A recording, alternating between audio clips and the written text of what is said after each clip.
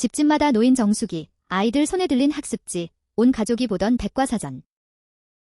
한 세대의 일상 곳곳에 스며들어 있던 이 브랜드는 방문 판매라는 낯선 방식으로 시작해 국내 30손가락 안에 드는 대기업 집단으로 성장한 대표적인 성공 신화였습니다. 그런데 이 신화는 어느 날 갑자기 그것도 스스로의 선택으로 벼랑 끝에 서게 됩니다. 계열사의 법정관리 신청, 그리고 같은 날 지주회사의 법정관리 신청. 시장은 발칵 뒤집혔고 그 방식과 시점을 둘러싸고 거센 논란이 일었습니다. 오늘은 정수기와 학습지로 대표되던 웅진그룹이 어떻게 정점에서 무너졌는지 그 흥망의 궤적을 처음부터 되짚어 보겠습니다. 이야기의 뿌리는 한 영업사원의 성공담에 있습니다. 백과사전을 팔던 평범한 영업사원 출신의 창업주는 방문 판매와 할부라는 방식을 무기로 출판과 교육 사업을 일으켰습니다. 발로 뛰어 물건을 파는 현장의 감각, 그리고 소비자의 부담을 잘게 쪼개는 할부의 아이디어가 그의 무기였습니다. 그가 세운 회사의 진짜 도약은 정수기에서 시작됐습니다. 비싼 정수기를 목돈 주고 사는 대신 매달 일정 금액을 내고 빌려 쓰면서 정기적으로 관리를 받는 이른바 렌털이라는 개념을 대중화한 겁니다. 정수기를 파는 것이 아니라 빌려주고 방문관리원이 주기적으로 찾아와 필터를 갈아주고 상태를 점검하는 이 사업 모델은 폭발적인 반응을 얻었습니다. 소비자는 부담 없이 좋은 물을 마실 수 있어 좋았고 회사는 매달 꼬박꼬박 들어오는 렌털료라는 안정적인 현금 흐름을 손에 쥐게 됐습니다. 회사는 이 현금 흐름을 발판 삼아 빠르게 성장했고 이 성공을 바탕으로 사업 영역을 넓혀 나갔습니다. 전성기의 웅진은 거침이 없었습니다. 정수기와 학습지, 출판을 넘어 태양광 에너지, 건설, 그리고 금융에까지 손을 뻗었습니다. 특히 저축은행을 인수하며 금융업에 진출했고 미래 먹거리로 태양광을 낙점해 대규모 투자를 단행했습니다. 여기에 더해 건설 계열사를 인수하면서 그룹은 제조와 서비스, 에너지와 금융, 건설을 아우르는 종합그룹의 모양새를 갖췄습니다. 자산 규모가 수조 원을 넘어서며 재계순위 30위권에 이름을 올린 이 성장은 방문 판매로 시작한 회사가 이룬 성취라고 보기엔 놀라운 것이었습니다. 창업주는 성공한 자수성가 기업인의 표본으로 여겨졌고 그의 경영 철학과 어록은 화제가 되곤 했습니다. 겉으로 보이는 웅진은 탄탄대로를 달리는 우량 그룹이었습니다. 그러나 이 확장의 두 축, 태양광과 건설이 결국 그룹의 발목을 잡았습니다. 야심차게 뛰어든 태양광 사업은 세계적인 공급 과잉과 가격 폭락이라는 벽에 부딪혔습니다. 미래 산업이라는 기대 속에 너도 나도 태양광에 뛰어들면서 관련 소재 가격이 곤두박질 쳤고 세계 각국의 경쟁이 격화되자 이 분야는 오히려 막대한 손실을 안기는 애물단지로 변했습니다. 건설 경기 역시 부동산 침체 속에서 얼어붙었습니다.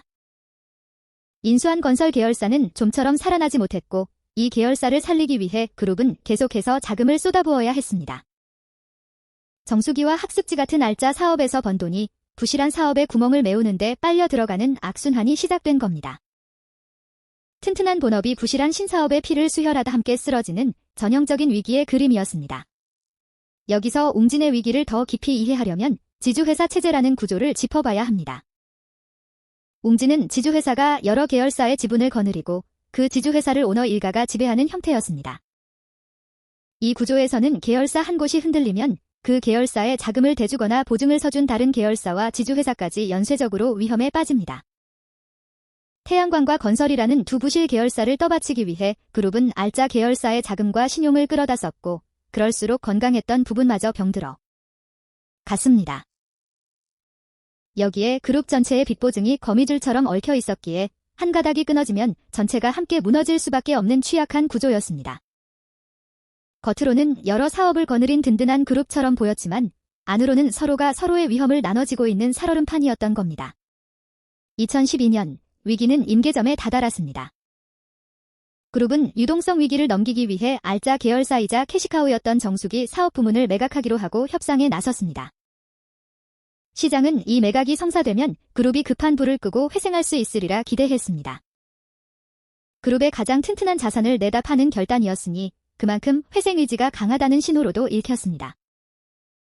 그런데 바로 그 결정적인 순간 예상치 못한 일이 벌어졌습니다. 매각 협상이 마무리 단계에 이른 시점에 그룹은 돌연 지주회사와 건설 계열사에 대한 법정관리, 즉 기업회생 절차를 전격 신청했습니다. 문제는 그 시점과 정황이었습니다.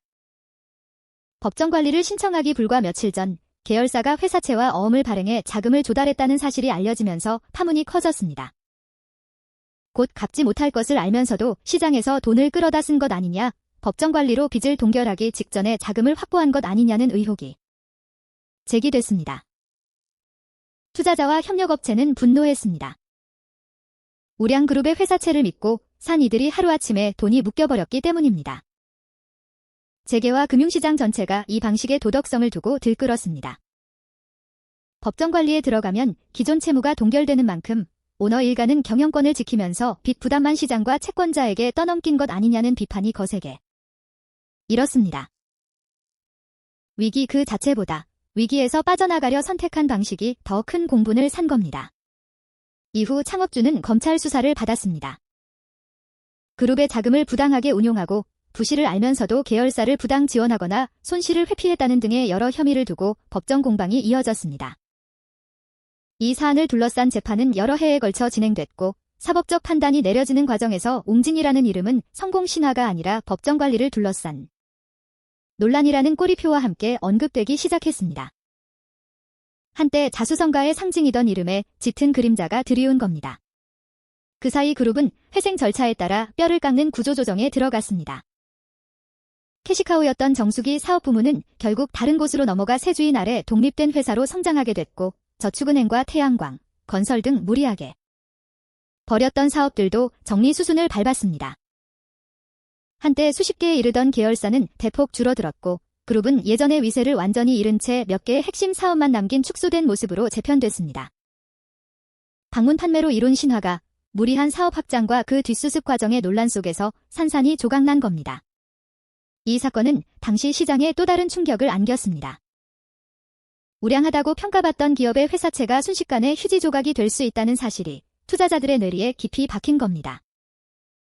이름값과 겉으로 드러난 재무지표만 믿고 회사채에 투자했던 이들은 큰 손실을 받고 그 여파로 비슷한 처지의 다른 그룹들이 발행한 회사채에 대한 불안까지 번졌습니다. 멀쩡해 보이던 대기업이 어느 날 갑자기 법정 관리를 신청할 수 있다는 학습 효과는 이후 기업 신용을 바라보는 시장의 눈을 한층 날카롭게 만들었습니다. 신뢰가 무너지는 것은 한순간이지만 그 신뢰를 다시 쌓는 데는 오랜 시간이 필요하다는 사실을 웅진 사태는 뼈저리게 확인시켜 줬습니다. 웅진의 사례는 두 가지 교훈을 동시에 남겼습니다. 하나는 아무리 견고한 본업이 있어도 검증되지 않은 신사업에 무리하게 빚을 지고 뛰어들면 그 본업까지 함께 무너질 수 있다는 것입니다. 잘 버는 사업이 있다는 자신감이 오히려 무모한 확장의 명분이 되어버린 겁니다. 다른 하나는 위기 대응의 방식과 시점이 때로는 위기 그 자체만큼이나 중요하다는 것입니다. 어떻게 무너지느냐가 어떤 평가를 남기는지를 웅진은 뼈아프게 보여줬습니다. 정수기 물처럼 맑아 보이던 성공의 이미지 뒤에서 우리는 확장의 유혹과 책임의 무게, 그리고 시장의 신뢰라는 것이 얼마나 쉽게 무너지고 또 얼마나 오래 기억되는지를 다시 생각하게 됩니다.